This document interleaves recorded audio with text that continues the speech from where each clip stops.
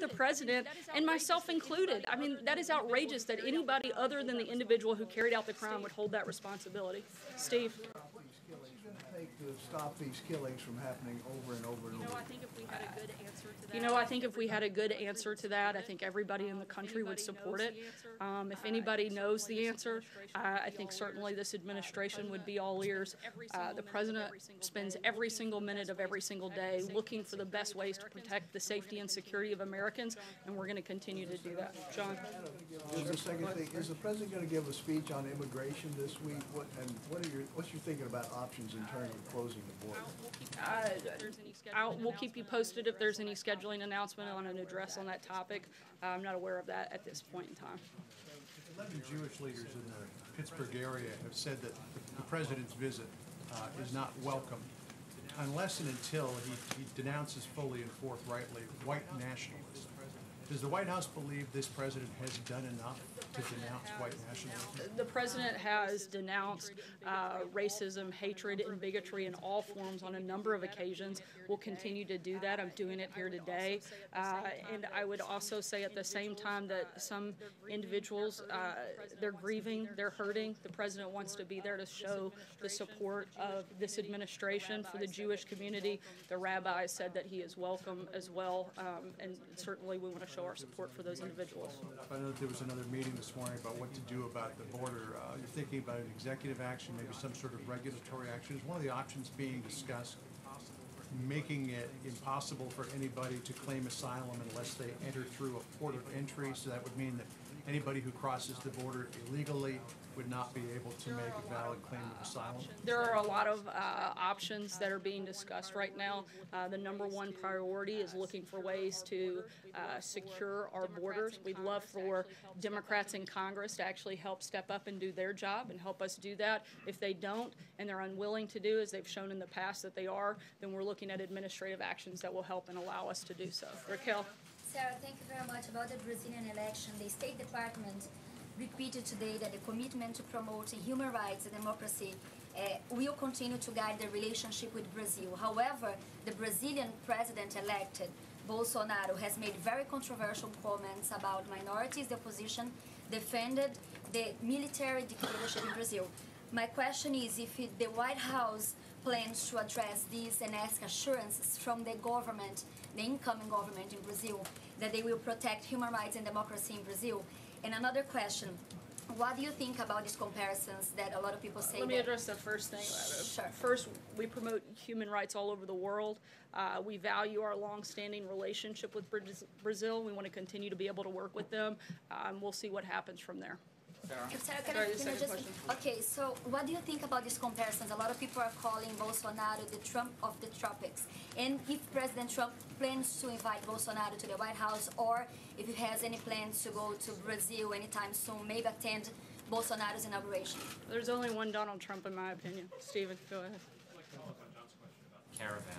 The president has used the word invasion to describe this caravan. That's the same word that is mentioned in the Constitution 3 times, invasion, with respect to the powers of the federal government to repel invasion. So my question is have there been any discussions here with respect to that about the fact that the Constitution provides for example, the suspension of habeas corpus if to repel an invasion, if the public safety requires it? Is the president talking about potentially ignoring posse comitatus by having the military go down? There's a provision in the law that allows for a constitutional exemption.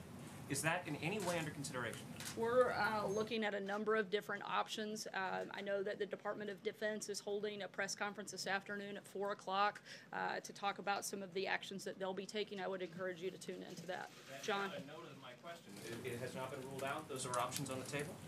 Look, I'm not going to get into specific policies that we're considering. There's a number of actions that we're looking at taking. When we're ready to make an announcement on that front, we'll let you know. John? Thanks a lot, Sarah. The midterms are 8 days from today, and we often get from both parties what the midterms actually mean the day after the election. So I wanted to ask you what the midterms mean before the election. The president on October the 18th in Mississippi said, I'm not on the ticket, but I am on the ticket because this is also a referendum on me. Is that right? Is this midterm election a referendum on the president? Look, I can't get into specifics that will impact the election, but I can tell you that the president wants to see more people that support his policies elected than not. Phil. Sarah, it's now been 4 weeks since Jamal Khashoggi was murdered inside the Saudi consulate in Istanbul. The president said early on that if the Saudis are found responsible, there would be severe punishment. That's his word. It's now obvious to the world that Khashoggi was murdered. It was premeditated. It was by the Saudis. Why has there been no action? Look, the president met last week with CIA Director Gina Haspel after having gathered additional intelligence on her overseas trip, and the administration is weighing different options and will make an announcement about what the decision of that action is. Is he considering any actual action? Like I just said, the administration is considering what action we will take moving forward based on that information and the briefing that the president received last week. Jill. I want to go back to the tone question, because the president said he was planning to tone down his rhetoric this week, but at his rallies, since the suspicious packages began being mailed, the president has called out Maxine Waters by name at his rallies. He's stood there as his supporters chant "lock her up" in reference to Hillary Clinton, who he continues to call crooked Hillary Clinton. Will the president stop using that kind of language in light of the fact that these individuals were targeted by his attack? The president's going to continue to draw contrast. Let's not forget that these same Democrats have repeatedly attacked the president, whether it was Eric Holder saying kick them when they're down, whether it was Hillary Clinton saying you can't be civil until Democrats have control of Congress, or whether it was Maxine Waters who encouraged her supporters to get up, not just in the president's face, but all administration officials' faces. Those actions are from those Democrats. The president's going to continue to fight back when these individuals not only attack him, but attack members of his administration and supporters of his administration. John? Sorry, go ahead. Follow up on something else. Why does the president feel like it's necessary to send active duty troops to the border when he's already sent National Guardsmen down there who are doing the exact same job as the active duty troops would be able to do? The president's #1 job and #1 priority is to protect the safety and security of Americans, and he's going to do what he deems necessary in order to do that. For specifics regarding that, I'd encourage you to tune into the press conference this afternoon. John? Thank you, Sarah. Two brief questions. The first, a follow-up about the question on Brazil. Up until a few months ago, you used to give us readouts of the president's calls with world leaders, including congratulatory calls to newly elected leaders, such as President Macron, Chancellor Merkel. Did the president, or does the president plan to make a call to President-elect Bolsonaro? He did, and he spoke with him last night. I actually sent a note to the White House press pool. If you didn't receive that, I'll make sure you do after the briefing's over. Sorry, second question. Sarah, is this, with the election 8 days away, some Republicans, such as Mr. Hugen, the nominee for the Senate in New Jersey, do not mention the president at all, do not invoke his name or image. Others, such as Mr. DeWine, running for governor of Ohio, have him in brochures and pictures. Is the president aware that some candidates run against him, and is this going to enter into his decision where to go in the final days? That's a decision for individual candidates to make. I think the president has an incredible story to tell. He's had a historic first 2 years, a number of successes that I think any Republican running for office should be proud of. Jim. Sarah, yeah, I wanted to ask you, David Lappin, who was spokesperson over at DHS under General Kelly, Chief of Staff Kelly, a former Marine, worked at the Pentagon, tweeted this morning, I dealt with the news media nearly every day. I know quite a bit about the press and know this. They are not the enemy of the American people. Shouldn't you reserve the term enemy for people who are actually the enemy of the United States rather than journalists? The president's not referencing all media. He's talking about the growing amount of fake news that exists in the country, and the president's calling that out. May I ask a follow-up? Sure. May I ask a follow-up, please? May I ask a Jim. follow-up, please? Since you mentioned that, the president said this morning the fake news media, the true enemy of the people, must stop the open and obvious hostility and report the news accurately and fairly. Can you state for the record which outlets that you and the president regard as the enemy of the people? I'm not going to walk through a list, but I think those individuals probably know who they are. Would that include my outlet, which received the I bomb don't think last it's week? necessarily specific to a general, broad generalization of a full outlet at times. I think there's individuals that the president would be referencing. Jordan? So you're not going to state for the record then, I mean, if the president is going to say the fake news media are the enemy of the people, and if you're going to stand there and continue to say that there are some journalists, some news outlets in this country that meet that characterization, shouldn't you have the guts, Sarah, to state which outlets, which journalists are the enemy of the people? Well, I think it's irresponsible of a news organization like yours to blame responsibility of a pipe bomb that was not sent by the president, not just blame the president, but blame members of his administration for those heinous acts. I think that is outrageous, and I think it's irresponsible. Jordan, go ahead. Sarah, we didn't say that the Jim, I've president- given you 3 questions. Jordan, go ahead. Thanks, Sarah. The president has talked multiple times about how the Republican lawmakers are going to protect pre-existing conditions if they keep control of Congress. But the administration is supporting a lawsuit that would undercut those protections under Obamacare and taken a couple of regulatory actions to that effect as well. So how do you square those two stances? And what's the plan, the Republican plan for protecting the Look, the pre-existing? president's health care plan that he's laid out covers pre-existing conditions. The president wants to lower premiums to make health care more affordable. Nobody will be charged higher premiums if they keep their coverage, and nobody will be denied coverage under the president. Emerald? Thank you, Sarah. On Chancellor Merkel's announcement that she'll be stepping down as party leader and won't seek to rerun as chancellor, what is the reaction from the administration, and how does that affect the relationship with Germany going forward?